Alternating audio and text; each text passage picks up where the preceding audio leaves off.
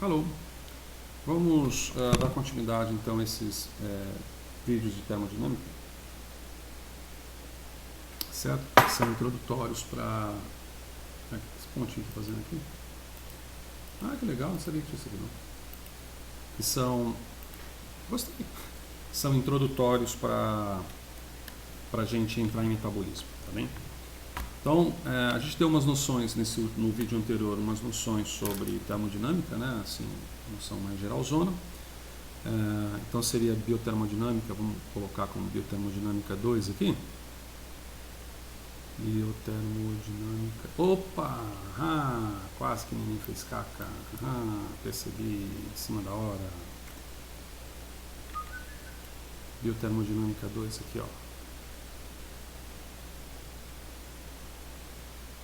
Biotermodinâmica 2, a missão, certo?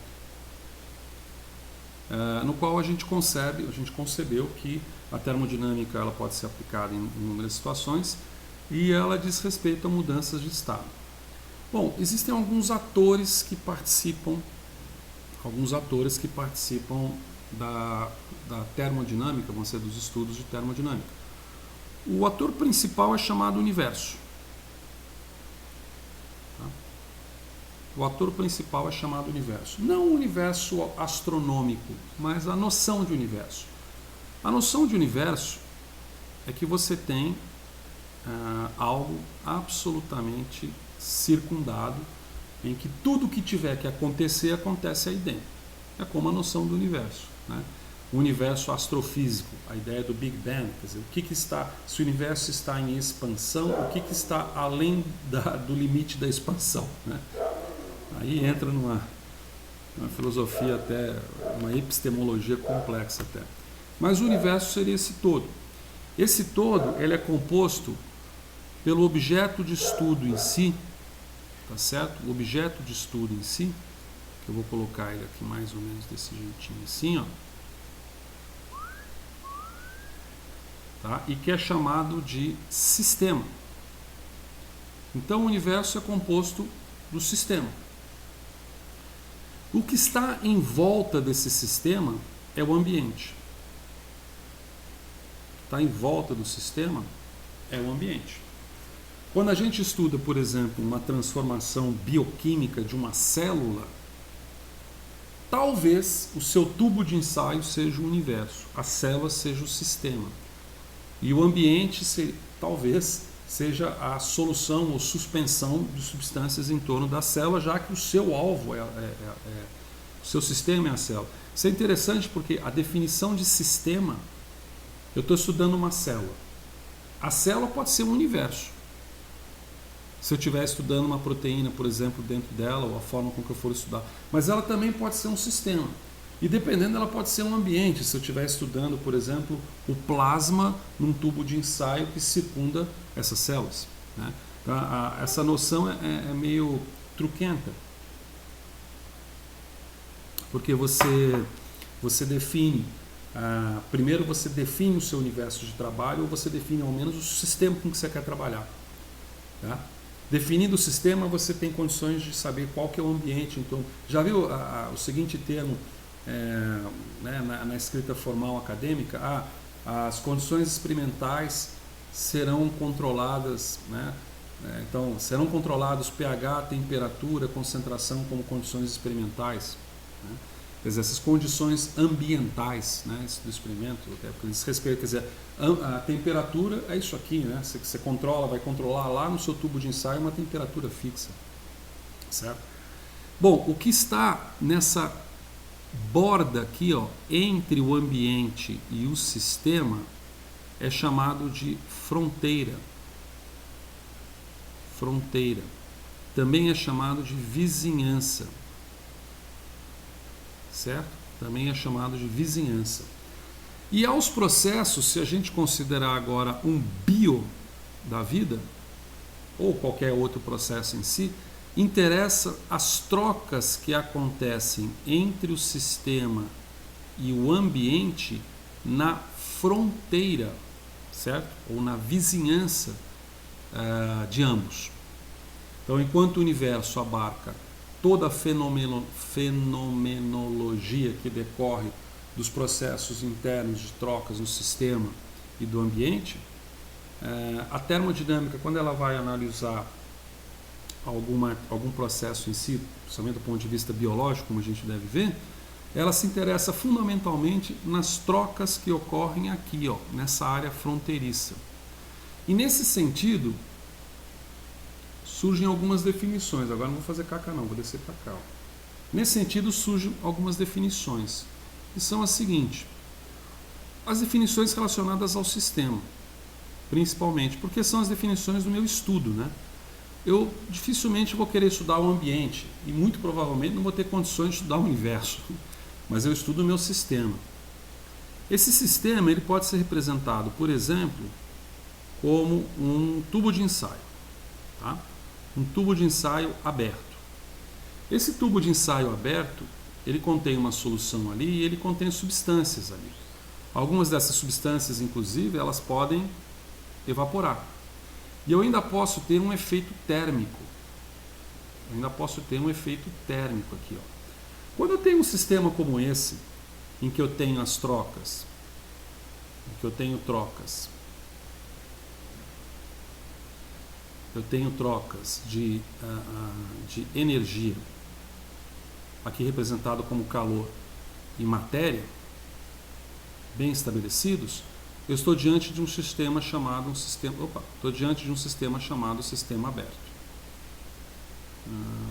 Será que eu coloco aqui? Não, vou colocar aqui do lado que é melhor. Eu estou diante de um sistema chamado sistema aberto, certo? E esse sistema aberto, inclusive, ele possui até uma subclassificação. Esse sistema aberto ele é chamado de adiabático. Adiabático. Se você não troca energia. Então, ele é considerado como um sistema adiabático. Aqui a gente pode considerar a energia como calor. Aliás, são as duas grandes vertentes nos estudos termodinâmicos de sistema. Eu tenho, não sei se você já viu essa representação aqui, ó, Q, por exemplo, e W. Ficou meio feioso esse negócio aqui, né? Deixa eu mudar a cor. Esse negócio é forte pra caramba. Deixa eu pegar um vermelhão mais legal, ó. Então eu tenho aqui, ó, Q, nossa, tão ruim quanto. Ou então é minha vista que é ruim, às vezes é minha vista que é ruim, eu estou dando culpa no sistema. Agora sim, ó, Q e W, tá certo? Onde eu tenho Q, pode representado por energia, basicamente quando a gente olha seres vivos, por exemplo, reações químicas, calor, né? E W, que é representado por trabalho, tá? Trabalho. Então, esse trabalho pode ser um trabalho, por exemplo, de expansão, contração, trabalho de expansão, ou então um trabalho químico, né? Um trabalho químico. Interessa principalmente para a bioquímica quando há um trabalho químico. Então veja, o sistema e o ambiente trocam energia e trabalho na sua zona fronteiriça. Gostei disso também, zona fronteiriça, ó. Boa definição também aqui, ó. Zona fronteiriça. Zona fronteiriça. Então, o que acontece, vamos dizer assim, de interessante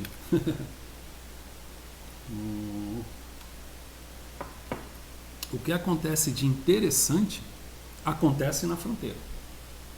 Acontece na fronteira. Tá certo?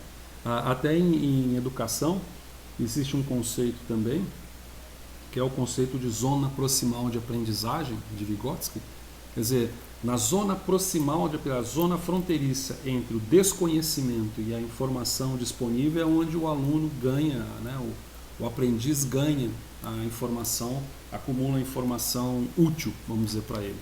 Então, é exatamente nessas zonas de fronteira entre o tudo ou nada é que os processos tendem a acontecer. Até chega a ser bonito, né, essa pequena visão. Pois bem, esse aqui é considerado, então, a gente acabou definindo, então, o sistema aberto, tá certo? Existem outros sistemas. Você pode ter um sistema. Puxa, agora nem fez caca aqui. Peraí. Eu vou fazer o seguinte. Pena aqui que eu não consigo. Aqui eu não consigo Se fosse um determinado... Tem aplicativo que talvez eu conseguisse selecionar e mudar de lugar, mas esse aqui a gente não conseguiu. Então vamos colocar aqui, ó. Se ele não trocar energia, se trocar só, não troca energia, vamos colocar aqui, ó, adiabático. Melhor. Adiabático, a gente coloca aqui. Não troca energia. Não troca energia. Beleza? Por exemplo, você já ouviu falar em calorímetro, que é um instrumento que mede calor, ele tem que medir o calor da reação, ele não pode pegar calor do ambiente, senão isso interfere na medida.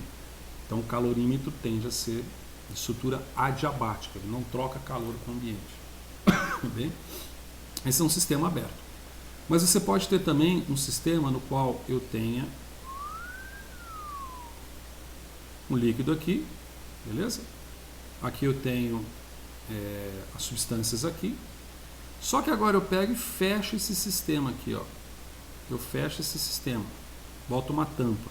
Só que essa tampa é tão grande que ela atinge o líquido.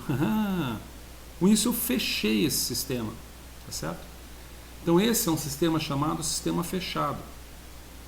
No sistema fechado, as trocas, elas são feitas, vamos colocar aqui, né? Energia e matéria. Veja que eu até consigo ter uma expansão, vamos dizer, de gases aqui em volta, uma certa troca de calor aqui em volta, de tal maneira que eu troco energia, mas eu não consigo trocar matéria. Então é chamado de sistema fechado. E por outro lado, por fim, vamos dizer assim, the last but not the least, eu posso ter um sistema no qual eu fecho ele, vedo ele pra caramba aqui, ó. Coloco uma rolha de todo tamanho aqui sob pressão, o líquido bate bem aqui, eu não troco matéria. E como se não bastasse, eu ainda encapsulo esse vidro aqui, ó, esse tubo de ensaio, com um sistema, pode ler aí como isopor, sei lá, alguma coisa que impeça a troca de calor. Então aqui eu vou ter uma, em relação à energia, em relação à matéria, eu não terei nem a troca de energia e nem a troca de matéria. E esse sistema é chamado de sistema isolado. Tá certo? É um sistema chamado de sistema isolado. Veja que quando a gente olha o universo, a troca de calor, ou seja, a troca de energia e a troca de trabalho, ela se dá na zona fronteiriça entre o ambiente e o sistema, mas não no universo.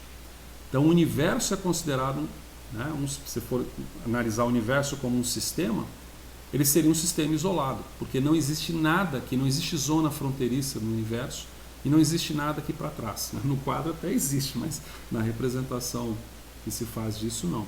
Tá? Quando a gente olha um ser vivo, agora vamos lá para um organismo vivo. Oi, fiquei grandão demais, necessário. Oi, tá? Quando a gente olha agora, vou separar aqui, ó, pau.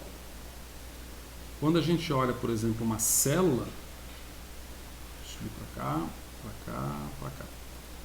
Quando a gente olha uma célula viva, já que a gente está falando de biotermodinâmica, a gente tem alguma coisa parecida com isso também, né? A gente tem lá um sistema que é mais ou menos assim, vamos dizer que isso aqui seja a minha célula, desculpa a total falta de capacidade gráfica para a representação de uma célula. Você tem uma zona fronteiriça dessa célula aqui, em que existem trocas nessa zona, não que a membrana celular seja a zona fronteiriça, porque você tem transformações aqui também dentro, tá certo? Então aqui você tem, por exemplo, um produto A que vira uma outra substância B, por exemplo. Aqui você tem, por exemplo, energia entrando na forma de calor. Vamos colocar Q, seria na forma de calor. Você tem trabalho sendo realizado, por exemplo, aqui, trocando aqui. Aqui você tem também, por exemplo, trabalho na forma de um transporte de uma substância, por exemplo, né? Então, o trabalho externo pode ser exemplificado como um transporte. Esse calor pode ser recebido a partir de uma energia. Essas transformações químicas podem ser representadas dessa forma. Por exemplo, eu pego 6 moléculas de CO2, misturo com 6 moléculas de água e obtenho a partir daí 6 moléculas de C6H12O6. tá certo? Quando a gente fala que, se isso aqui for uma planta, uma célula vegetal, ela incorpora, ela fixa o carbono na chamada fase escura da fotossíntese e produz a glicose. Se isso aqui for uma célula animal, eu posso ter o efeito contrário.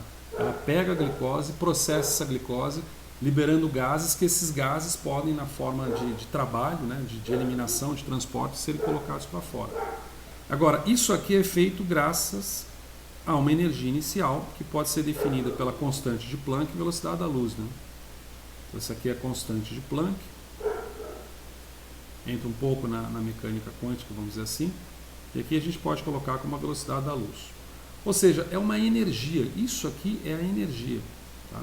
Essa energia que é alocada para o sistema, no caso aqui a minha célula, é alocada no sistema para a minha célula, para poder funcionar. Agora, essa energia tem que vir de algum lugar.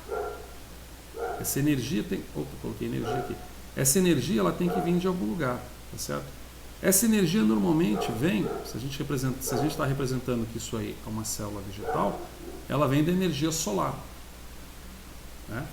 A energia solar, eu até esqueci agora os parâmetros da energia solar em termos de geração, né? a partir da fusão de hidrogênio formando gás hélio, tem um valor, assim, quando você observa, você fala, nossa, esse valor é um absurdo, certo?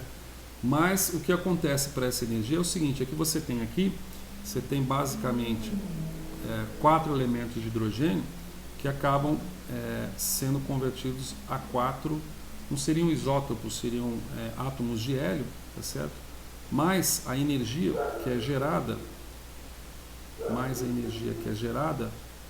por pósitrons, tá? Mais energia que é gerada por pósitrons, ou agora ficou faltando aqui, ó, mais o meu HVzinho aqui, ó. Opa, ixi, escaca de novo, mais esse HVzinho aqui, tá certo? Então é essa energia aqui, irradiada a partir da luz solar, energia vindo da decomposição atômica do hidrogênio, da formação do hélio, na liberação de pósitrons de energia solar, é que chega à superfície do planeta infinitesimalmente e é aproveitado pela planta, a planta faria isso aqui daqui para cá, e é aproveitado pela planta se aqui a gente tem 100% de energia, 100% de energia, a planta vai pegar aqui em torno de 2% somente que ela consegue converter a partir da energia que chega, não da energia que é liberada do Sol, senão você não tem uma planta, você tem uma usina, né? E com isso você tem todo o trabalho celular que pode ser mediado, né? Esse trabalho celular, para você ter uma ideia de alguns exemplos, né? Alguns exemplos desse trabalho, deixa eu ver aqui. Ixi, agora sumiu. Ai, fiquei grandão de novo. Então, para se ter uma ideia de exemplos desse trabalho celular, quando a gente pega, por exemplo, uma Escherichia coli, quase que apaguei de novo. Quando a gente pega uma bactéria simples, né? Bactéria simplesinha, Escherichia coli, Escherichia coli ela contém 900 genes.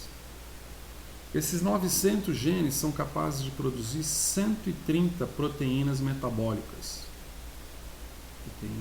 130 proteínas. E essas 130 proteínas fazem essa Escherichia coli, né? Esse coliforme, né? Precisa tomar cuidado, né? Mas é coliforme, esse coliforme funcionar. Quando a gente pega Saccharomyces cerevisiae, que é a levedura de panificação, você tem aí 5.400 proteínas que são sintetizadas a partir de um número maior ainda de genes, e dessas proteínas, aproximadamente 1.000 proteínas estão relacionadas ao metabolismo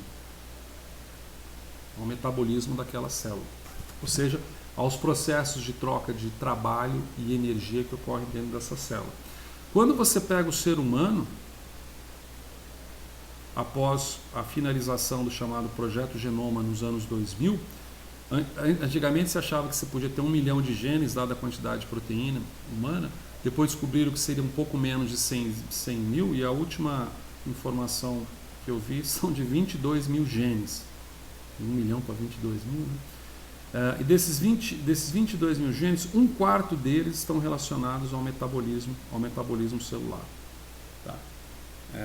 Ou das proteínas que o derivam estão relacionadas ao metabolismo celular. Então, esses são exemplos biológicos de processos, de transformações que são mencionadas como transporte, né? São mencionadas como transporte, trocas de energia, oxidações biológicas, tudo aquilo que você viu na graduação como aquela rede metabólica de fermentação, de respiração celular, ciclo de Krebs, via das pentoses, beta-oxidação de ácidos graxos, metabolismo de glicogênio, etc., que são processos que fundamentalmente estão envolvendo estados iniciais, estados finais de avaliação, que é o que a gente vai fazer exercício, estados iniciais, estados finais de avaliação, em que se pontua quantidades energéticas que estão ali relacionadas, né?